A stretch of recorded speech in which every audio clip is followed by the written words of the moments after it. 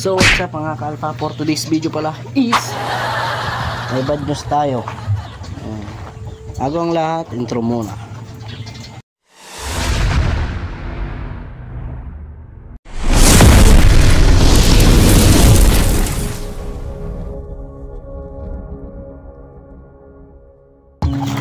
So yung bad news guys is hindi nakabalik yung isa nating ibon, si Grisel. Kinarga natin sa Baknotan, hindi siya naka-uwi, pero dalawa lang naman yung rason kung hindi umuwi yung mga ibon natin.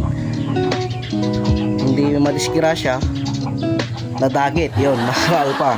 So update sa mga ibon natin, ito may bago tayong inakay pang winter. Ito sila,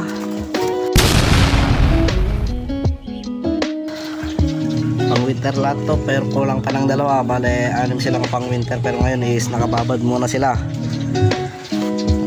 Dito naman buksan natin.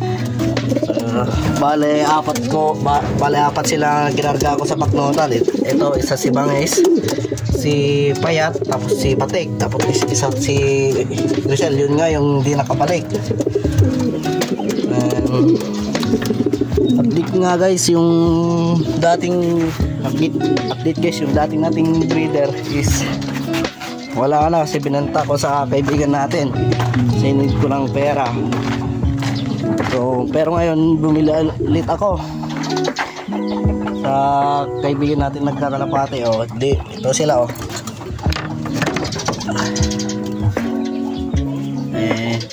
di ko muna sasabihin yung mga linyada nito, sasabihin ko na lang pag magpadulo natin yung mga anak. And ito pala si Alphaline. Dito si Alphaline, meron ulit silang itlog. Pakita mo. Ayan. So mga kalpa, and sa bale, dalawa yung club nating sinalihan, MBRPC at Spral.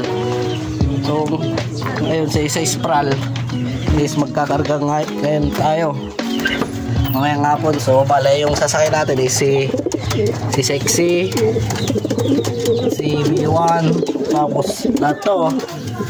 Yan, bale 4 silang may sasakay ngayon sa Spral. So sa MB is mag-entry tayo ng fan race kung kakayanin ni Batik, kasi ito yung post rapper si Batik.